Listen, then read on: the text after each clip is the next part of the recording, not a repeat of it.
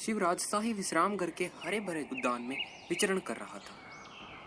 उसका समस्त सामान नंदी एवं कनखला के सहयोगियों द्वारा राजशाही विश्राम गृह में लाया जा रहा था। शिव एक आरामदायक तख्त पर सफेद और लाल रंग के गुलाबों की क्यारी की ओर मुंह कर बैठा था। उस खुले उद्यान में सुहावनी मंद हवा ने उसके मुख पर मुस्कान ला दी थी। उस समय उद्यान भी पूरा वीरान था। शिव की सोच बार बार प्रातःकाल सम्राट से हुई वार्तालाप की ओर घूम फिर कर चली जा रही थी। उसकी सोच पर ढोल की थाप एवं घुंघरूओं के स्वर से विघन पड़ा। ऐसा प्रतीत हुआ कि उस उद्यान में कोई नृत्य का अभ्यास कर रहा था। उस नृत्य के रंगमंच और शेष उद्यान के मध्य एक बाड़ा बना हुआ था। शिव स्वयं भी एक अत्यंत ही भावुक नृतक था। वह सामान्यतः ढोल की थाप सुनकर उसकी ओर चला जाता था ताकि उस लय पर थिरक सके, किंतु उस समय उसका मन पूर्व विचारों में तल्लीन था। किंतु भावी को कौन रोक सकता है। उस नृत्य समूह से आ रहे कुछ स्वर उड़कर शिव के कानों में गिरे।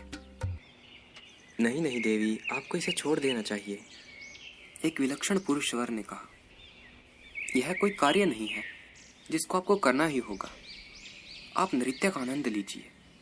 आप इसके समस्त नृत्य पदों को याद करने का कुछ अधिक ही प्रयत्न कर रही हैं, बजाय इसके कि नृत्य के प्रवाह के भावों को आप अपने आप निकलने दें।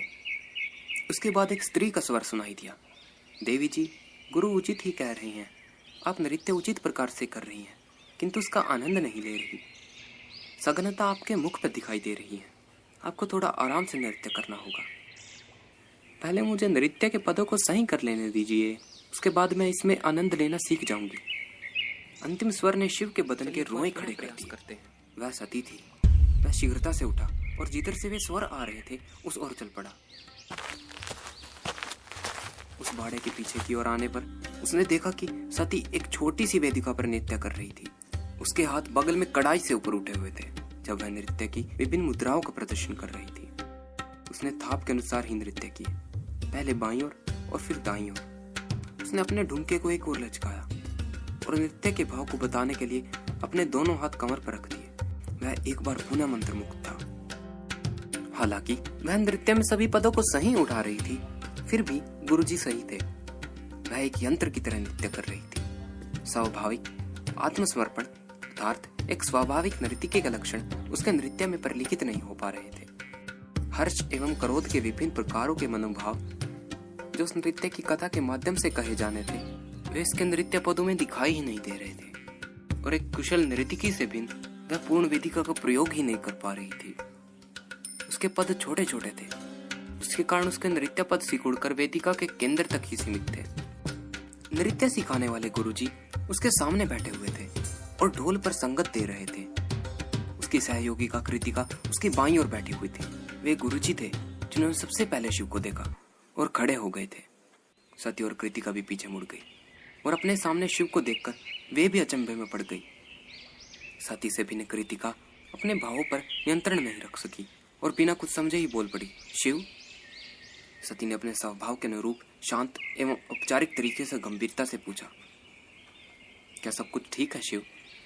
क्या आपको मेरी सहायता की आवश्यकता है? आप कैसी हैं देवी? मैं आपको बहुत याद करता रहा। क्या आप कभी मुस्कुराती नहीं हैं? वे शिव के मन के उद्गार थे जो वह व्यक्त नहीं कर सकता था। शिव अभी भी उसे देख रहा था। शब्द उसके मन में उमड़ गुमड़ रहे थे किंतु जीवा पर नहीं आ रहे थे।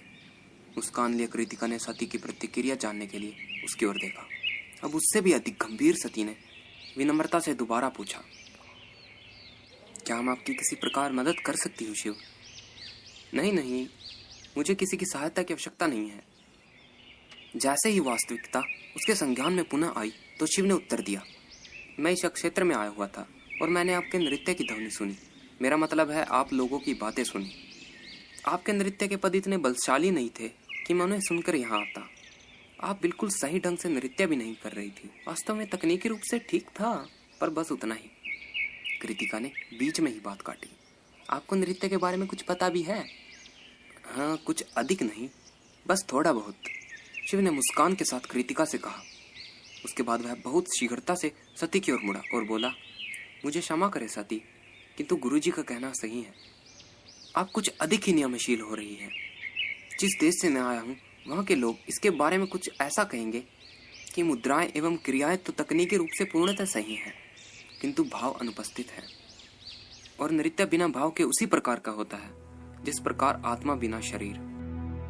जब नर्तकी के भाव उसमें सम्मिलित हो जाते हैं, उसे अपने नृत्य पद याद करने की आवश्यकता ही नहीं रहती। नृत्य के पद तो स्वयं ही आते हैं। भाव एक ऐसी वस्तु है जिसे आप सीख नहीं सकते। यह आपके पास आती है जब आप अपने हृदय में उसको स्थान देते हैं। सती ने बिना कुछ बोले ही धैर्य से शिव की बात सुनी। जब वह गंवार बात कर रहा था तो उसकी भौहें थोड़ी ऊपर उठ गई थी। एक सूर्यवंशी से अधिक वह नृत्य कैसे जान सकता है? किंतु उसने स्वयं को याद दिलाया कि उसने उसके जीवन की रक्षा की थी।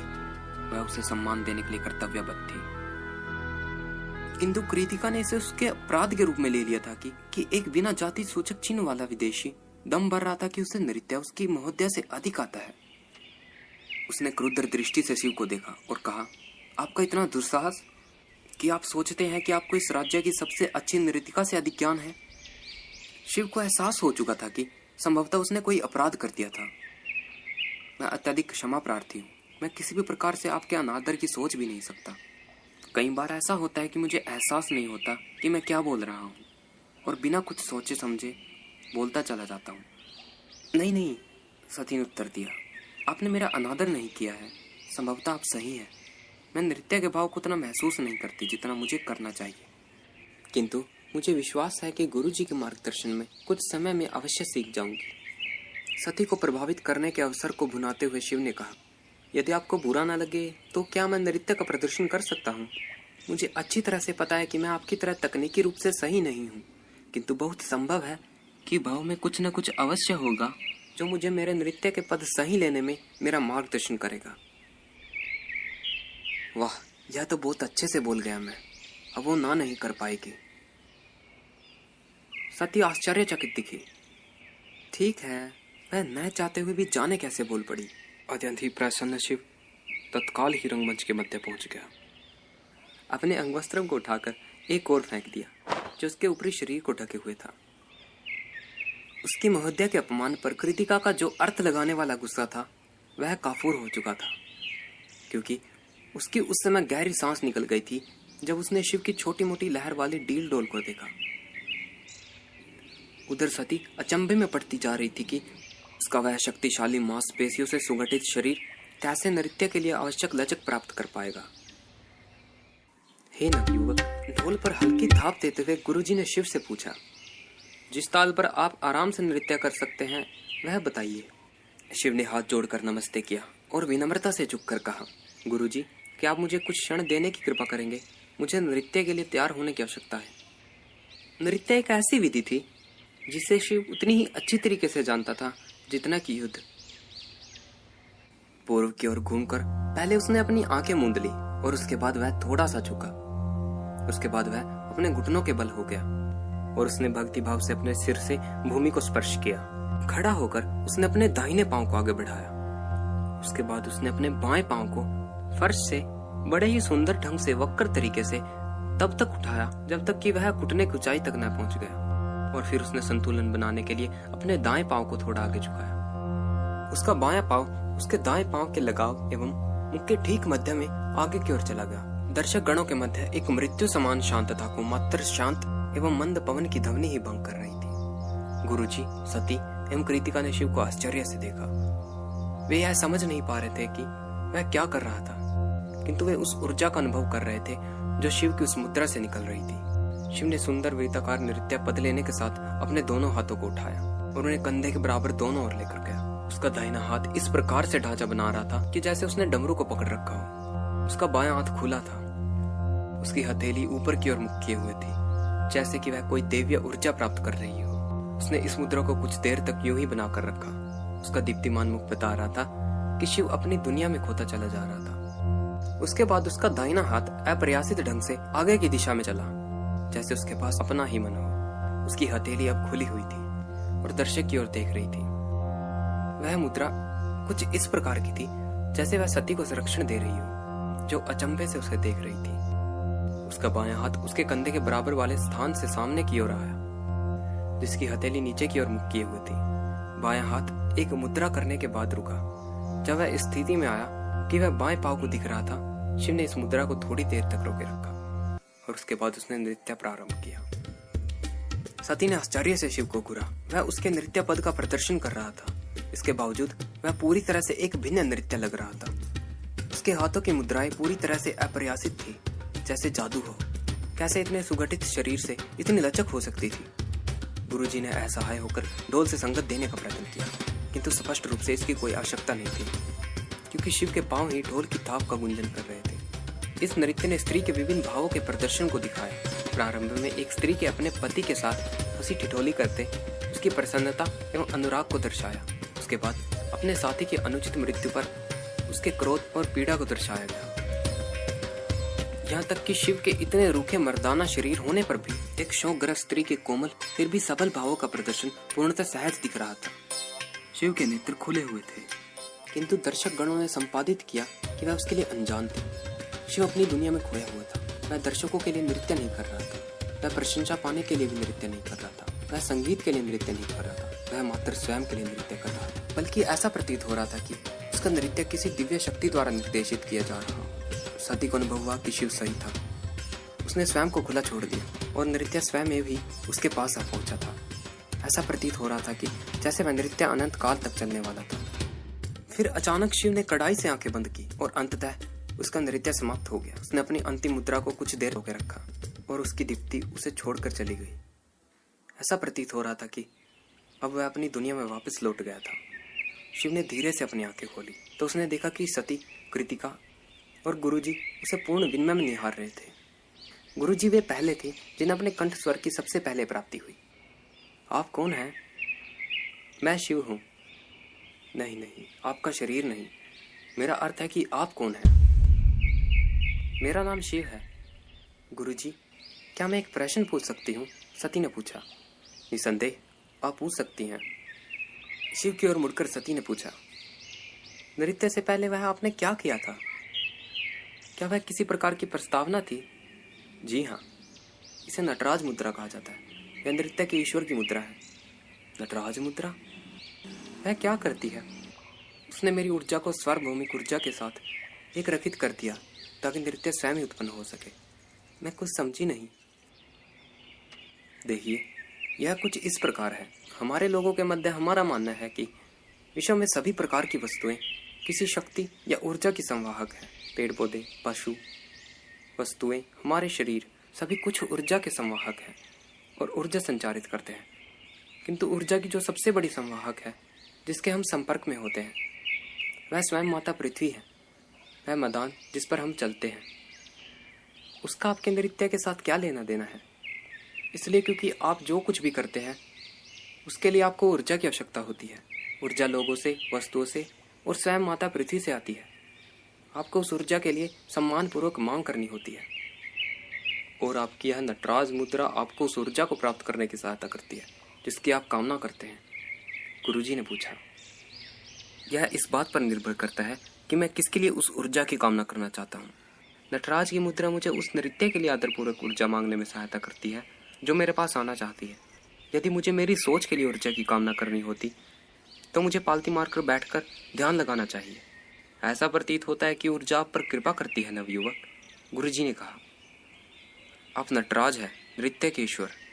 अरे नहीं, शिव ने लगभग पुकार कर कहा, मैं तो उस अनंत नटराज ऊर्जा का मात्र माध्यम हूँ। कोई भी उसका माध्यम हो सकता है। यदि ऐसा है नवयुवक, तो आप विशेष रूप से इसके प्रभावी माध्यम हैं, गुरुजी ने कहा। सती की ओर मुड़कर गुरुजी ने कहा, यदि आपके इन जैसे मित्र हैं तो आपको मेरी कोई आवश्यकता नहीं है पुत्री। यदि आप चाहते हैं कि शिव आपको नृत्य सिखाए तो मुझे स्वयं को इस कार्य से विलग्न करने में गर्व की अनुभूति होगी। शिव ने सती को अशांतवित दृष्टि से देखा। यह सब उसकी आशा से बहुत ही अच्छा हो गया था। हाँ बोल दो सुंदरी, शिव ने मन ही मन कहा। हालांकि ऐसा प्रतीत हुआ कि सती इससे पृथक विचार रही थी। शिव ने उस स्त्री के वैद्य होने का पहला संकेत देखा। उसने अपना सिर झुकाया, जो उसके गर्वीले व्यवहार के बिल्कुल विपरीत था, और धीरे से फुसफुसाहट भरे स्वर में बोली, मैं किसी का अनादर नहीं कर रही, किंतु संभवतः मुझ में इतनी निपुणता नहीं है कि मैं स्तर का प्रशिक्षण प्राप्त कर सकूं। किंतु आपके पास निपुणता है, शिव ने तर्क दिया। आपके पास आचरण है, आपके पास हृदय है, आप बड़ी आसानी से उस स्तर तक पहुंच सकती हैं। सती ने सिर उठाकर शिव की ओर देखा। उसकी आंखों में हल्की नमी के संकेत दिख रहे थे।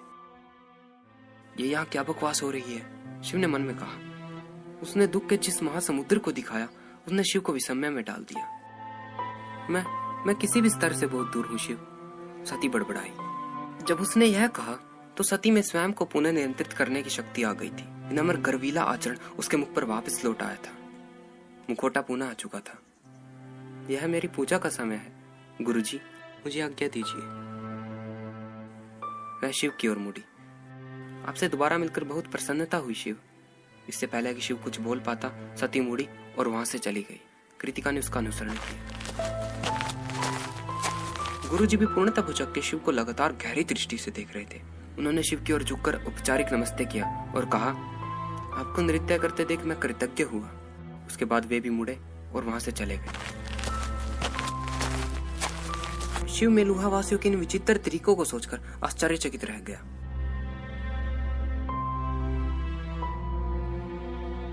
दूसरे दिन प्रातःकाल के बाद बहुत समय बीत चुका था जब शिव और नंदी निजी राजशाही कार्यालय पहुंचे थे और उन्होंने पाया कि दक्ष, पर्वतेश्वर एवं कनखला उनके आगमन की प्रतीक्षा कर रही थी। आश्चर्यचकित शिव ने कहा, मुझे क्षमा करें महाराज, मैंने सोचा कि द्वितीय पैर में 4 घंटे पर हमें मिलना था। मुझे आशा है कि मैंने आपको अधिक प्रतीक्षा नहीं करवाई होगी। दक्ष एक औपचारिक नमस्ते के साथ उठ खड़ा हुआ।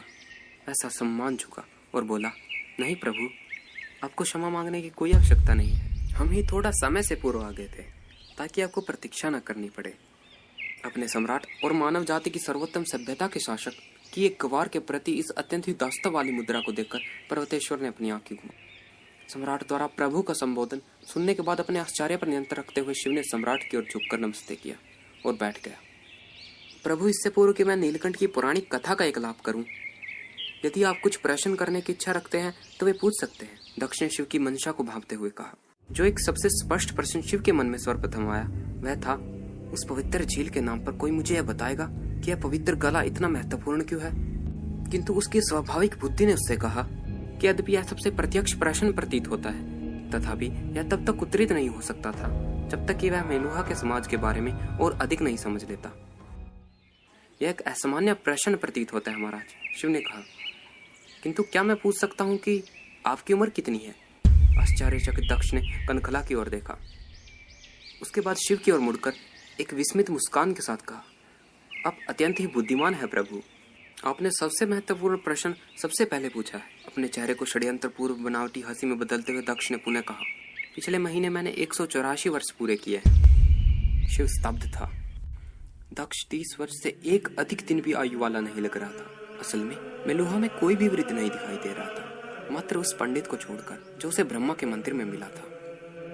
तो इसका अर्थ यह हुआ कि नंदी सचमुच में ही 100 सालों से अधिक आयु वाला है। यह कैसे हो सकता है महाराज? भुचक्के हुए शिव ने पूछा। कौन सी जादूगरी इसे संभव बनाती है? इसमें कोई जादूगरी नहीं है प्रभु, दक्ष ने व्याख्या की। असल में हमारे वैज्ञानिकों द्वारा बनाया गया सोमरस इसे संभव बनाता है। वही सोमरस जो देवता लोग पीते हैं। उपयुक्त समय पर सोमरस का पान न केवल हमारी मृत्यु को अधिक स्थगित कर देता है, बल्कि वह हमें समस्त जीवन युवा बनकर जीने की शक्ति प्रदान करता है, मानसिक एवं शारीरिक रूप से। किंतु यह सोमरस क्या है? वह कहां से आता है? और इसका आविष्कार किसने किया था? इतने सारे प्रश्न प्रभु, दक्ष मुस्कुराया। किंतु मैं प्रयत्न करूंगा कि एक एक करके आपके सभी प्रश्नों के उत्तर दे दूं। सोमरस का आविष्कार भारत के महानतम वैज्ञानिकों में से एक ने कई सहस्त्र वर्षों पहले किया था। उनका नाम था भगवान ब्रह्मा। मेरे विचार में मेरू नामक स्थल पर देवगिरी की यात्रा करते समय मैं एक मंदिर में गया था जो उनका ही था। जी हाँ प्रभु, यह वही स्थान है जहाँ कथित रूप से उन्होंने निवास किया था और अपना कार्य किया था। भगवान ब्रह्मा एक सफल आविष्कारक थे, किंतु उन्होंने अपने आविष्कार का खुद के लिए कभी उपयोग नहीं किया। वे यह सुनिश्चित करना चाहते थे कि उनके आविष्कार मानव जाति की अच्छाई के लिए प्रयुक्त हो। उन्हें पूर्व से ही आभास था कि सोमरस जैसे शक्तिशाली पेय का दुष्ट लोगों द्वारा दुरुपयोग किया जा सकता था। अतः उन्होंने इसके प्रयोग के लिए विस्तृत प्रकार के नियंत्रणों की व्यवस्था की। किस प्रकार के नियंत्रण? वे सोमरस सबको यूं ही उदारता से नहीं देते थे, दक्ष ने कहना जारी रखा। देशव्यापी सक्षम सर्वेक्षण के उपरांत उन्होंने त्रुटि रहित चरित्र वाले किशोरों के एक समूह का चयन किया प्राचीन भारतवर्ष के 7 परिक्षेत्रों में से प्रत्येक में से एक। उन्होंने किशोरों के चयन किए ताकि वे उनके साथ गुरुकुल में रह सके और वे उनके चरित्र को समाज के निस्वार्थ सहायकों के सांचे में ढाल सके। केवल इन्हीं बालकों पर सोमरस की औषधि का प्रयोग किया गया। चूंकि इन बालकों को औषधि देकर सोमरस के कारण एक अतिरिक्त जीवन प्रदान किया गया, अतः उन्हें द्विज अर्थात 2 बार जन्म लेने वाले कहा गया। भगवान ब्रह्मा के प्रशिक्षण, उनके समूह प्रयासों में से किए गए अनेक आविष्कारों और सोमरस की शक्ति के साथ यह समूह संपूर्ण इतिहास में सबसे अधिक शक्तिशाली समूह बन गया। प्राचीन काल में बुद्धिमान व्यक्ति को ऋषि कहा जाता था। क्योंकि भगवान ब्रह्मा ने जो व्यक्ति चुने थे वे 7 की संख्या में थे, अतः वे सप्तऋषि कहलाए। और इन सप्तऋषियों ने इसका प्रयोग समाज की भलाई के लिए किया। जी हाँ प्रभु, भगवान ब्रह्मा ने सप्तऋषियों के आचरण के लिए कड़े नियमों का निर्माण किया था। उन्हें शासन करने अथवा व्यापार करने की पूरी मनाही थी। उनके लिए ऐसे कार्य नियत किए गए थे जिनसे वे अपनी शक्ति का प्रयोग समाज की भलाई के लिए कर सकते थे, जैसे पंडित, शिक्षक, वैद्य तथा ऐसे ही अन्य बुद्धिशाली व्यवसाय। इसके बदले में उन्हें कुछ भी लेने की मनाही नहीं थी एवं दूसरों के दिए गए दान पर जीवित रहना था।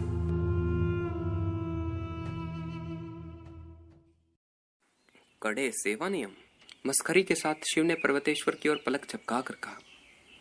पर्वतेश्वर ने कोई प्रतिक्रिया नहीं दी, किंतु दक्ष, कनखला एवं नंदी ने जोरदार ठहाका लगाया। शिव ने खिड़की के बाहर पहर कंदील को देखा। लगभग तीसरे पहर का समय हो चला था। यह वह समय था जब सती नृत्य के लिए बाहर आती ही थी, किंतु वे अपने आचरण के नियमों का पालन कड़ाई से करते थे। प्रभु, दक्ष ने कहना जारी रखा। समय के साथ जब उनके उत्तरदायित्व बढ़ गए तो उन सप्त ऋषियों ने अपने जाति वर्ग से अन्य लोगों को भी जोड़ लिया। उनके अनुयायियों ने उन्हीं नियमों को पालन करने की प्रतिज्ञा ली जो सप्त ऋषि किया करते थे, और उन्हें भी सोमरस का पान करने का अवसर मिला। उन्होंने अपने जीवन को ज्ञान की खोज में तथा बिना किसी द्रव्य के लाभ की आशा किए समाज की अच्छाई के लिए अर्पित किया। इसी कारण से समाज ने इन्हें लगभग भक्ति में आदर दिया। बहुत समय के बाद सप्तऋषि एवं उनके अनुयायी ब्रह्मा के जाति वर्ग अथवा ब्राह्मण कहे गए। किंतु जैसा अक्सर होता है, एक लंबे समय के बाद सभी अच्छी व्यवस्थाओं की तरह ही कुछ लोगों ने ब्राह्मण के नियमों का पालन करना बंद कर दिया होगा। क्या मैं सही हूँ? आप बिल्कुल सही हैं प्रभु। दक्ष ने इस प्रकार की साधारण मानवीय दुर्बलता पर अपना सिर हिलाते हुए उत्तर दिया। कई शताब्दी बीत गई। कुछ ब्राह्मण उन कड़े नियमों को भूल गए जो भगवान ब्रह्मा ने लागू किए थे और सप्तऋषियों ने जिनके प्रचार प्रसार किए थे। उन लोगों ने सोमरस द्वारा प्रदान की गई विस्मयकारी शक्तियों का अपने निजी लाभ के लिए प्रयोग करना शुरू कर दिया। कुछ ब्राह्मणों ने एक बड़ी जनसंख्या पर प्रभाव डालकर साम्राज्य को जीतना एवं उन पर शासन करना प्रारंभ कर दिया। सप्तऋषियों एवं भगवान ब्रह्मा के अनेक आविष्कारों का दुरुपयोग कर कुछ ब्राह्मणों ने अपने लिए अत्यधिक धन संचय कर लिया था। और तो यहाँ के कुछ ब्राह्मणों ने तभी कनकला ने भयभीत होने वाले भाव में बीच में ही अपने राय दी। सप्तऋषि उत्तराधिकारियों के विरुद्ध विद्रोह भी कर दिया। सप्तऋषि उत्तराधिकारी? शिव ने जानना चाहा। वे सप्तऋषि के उत्तराधिकारी थे प्रभु, कनकला ने स्पष्ट किया। जब किसी सप्तऋषि को पता चल जाता था कि उनके नश्वर शरीर का अंत होने वाला है, तो वे अपने गुरुकुल से ही अपना उत्तराधिकारी नियुक्त करते थे। यह उत्तराधिकारी ठीक उसी प्रकार से आदर सम्मान पाते थे जो उनके पूर्वज सप्तऋषि प्राप्त किया करते थे। इसका अर्थ यह है कि सप्तऋषि उत्तराधिकारियों के विरुद्ध विद्रोह असल में सप्तऋषियों के स्वयं के विरुद्ध विद्रोह करने जैसा है। जी हाँ प्रभु, कनकला ने उत्तर दिया। और इस भ्रष्टाचार की सबसे चिंतित कर देने वाली बात यह थी कि इसका नेतृत्व ऊंचे चयनित ब्राह्मण जाति वर्ग के हाथों में था, जैसे गरुड़, मोर, राजहंस। दरअसल उनके ऊंचे ओहदे के कारण इन चयनित जाति वर्ग वालों को क्षत्रिय एवं वैश्यों के अधीन कार्य करने की अनुमति नहीं थी, जब तक कि वे वास्तविक दुनिया के प्रलोभन में लोभवश फंस नहीं जाते थे। और आपके जैसे चयनित जाति वर्ग अर्थात कबूतर अपने प्राचीन नियमों पर डटे रहे, इसके बावजूद कि वे क्षत्रियों के लिए काम करते थे। शिव ने पूछा। जी हाँ प्रभु, कनकला ने उत्तर दिया। उसका सीना गर्व से फूल रहा था। नगर का घंटा तीसरे पहर के प्रारंभ होने का संकेत देने के लिए तीव्र स्वर में बजा। शिव समेत उस कक्ष में उपस्थित सभी लोगों ने नए समय के आगमन पर एक छोटी सी प्रार्थना की। शिव ने मेलुहा वासियों के कुछ तरीके सीख लिए थे। उसी समय एक शूद्र आया। उसने पहर कंदील को पुनः तैयार किया। जितनी शीघ्रता से वहां आया था उतनी ही शीघ्रता से वापस चला गया। उन्हें स्वयं को याद दिलाया कि किसी भी क्षण सती उस उद्यान में अपना नृत्य प्रारंभ कर सकती है। इस प्रकार किस क्रांति ने इसे प्रवर्तित किया महाराज? दक्ष की ओर मुड़ते हुए शिव ने पूछा। आप पर्वतेश्वर और नंदी क्षत्रिय हैं और आपने स्पष्ट रूप से सोमरस का पान किया है। दरअसल मैंने देखा है कि आपके साम्राज्य में चारों ही जाति के लोग युवा और स्वस्थ दिखते हैं। इसका अर्थ है सोमरस सबको दिया गया है। यह परिवर्तन अवश्य किसी क्रांति का परिणाम होगा। क्या मैं सही हूँ? जी हाँ प्रभु। और उस क्रांति को प्रभु श्री राम के नाम से जाना जाता है, पृथ्वी पर निवास करने वाले सबसे महान सम्राट। जय श्री राम, जय श्री राम। उस कमरे में सभी लोगों ने जय घोष किया। उनके विचारों एवं नेतृत्व ने मेलुहा के समाज को नाटकीय ढंग से परिवर्तित कर दिया। दक्ष ने कहना जारी रखा। असल में स्वयं इतिहास की दिशा ही मौलिक रूप से बदल गई। किंतु इससे पहले कि मैं प्रभु श्री राम की कथा कहना प्रारंभ करूं, क्या मैं एक सुझाव दे सकता हूं? निसंदेह महाराज। अब यह तीसरा पहर चल रहा है। क्या हम भोजन कक्ष की ओर प्रस्थान कर सकते हैं? और क्या इस कथा से पूर्व भोजन ग्रहण कर सकते हैं? अति उत्तम महाराज, शिव ने कहा। किंतु क्या मुझे थोड़ी देर के लिए क्षमा किया जा सकता है? मुझे एक अन्य आवश्यक कार्य करना है। क्या हम यह परिचर्या कल कर सकते हैं, यदि आप उचित समझे तो? कनकला का चेहरा उतर गया, जबकि पर्वतेश्वर का चेहरा तिरस्कारपूर्ण खींच से भरा हुआ था। हालांकि दक्ष ने अपने चेहरे पर मुस्कान कायम रखी थी। निसंदेह हम कल मिल सकते हैं प्रभु। क्या दूसरे पहर के दूसरे घंटे का प्रारंभ आपके लिए उचित रहेगा? सर्वथा उचित रहेगा महाराज। इस असुविधा के लिए मैं क्षमा प्रार्थी हूँ। बिल्कुल नहीं प्रभु, हमेशा की तरह मुस्कान लिए दक्ष ने कहा। क्या मेरा कोई रथ आपको आपके गंतव्य तक छोड़ सकता है? आप बड़े कृपालु हैं महाराज, किंतु मैं स्वयं ही चला जाऊंगा। मैं पुनः क्षमा प्रार्थी हूँ। उस कक्ष में सबको नमस्ते करने के बाद शिव और नंदी शीघ्रता से बाहर निकल गए।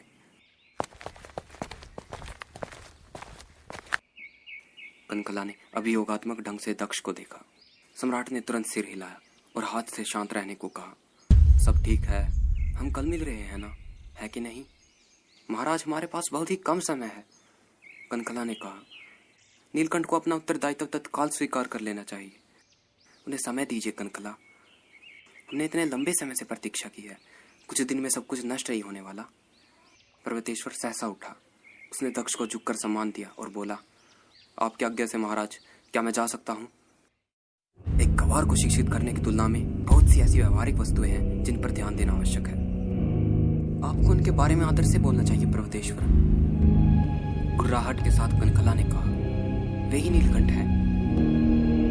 मैं उससे तभी आदर से बोलूंगा जब वह सचमुच में ही कुछ उपलब्धियों से उसे अर्जित करेगा। कर्क स्वर में पर्वतेश्वर ने कहा। मैं मात्र उपलब्धियों को आदर देता हूँ, उसके सिवा किसी और वस्तु को नहीं। यह प्रभु राम का मौलिक नियम है। मात्र आपका कर्म ही महत्वपूर्ण है, न तो आपका जन्म, न ही लिंग। और निश्चित रूप से किसी के गले का रंग तो बिल्कुल भी नहीं। हमारा समस्त समाज योग्यता पर आधारित है। या फिर आप लोग भूल गए हैं? बहुत हो चुका, दक्ष ने चिल्लाकर कहा। मैं नीलकंठ का आदर करता हूँ। इसका सीधा सा अर्थ है कि सभी नीलकंठ का आदर करेंगे।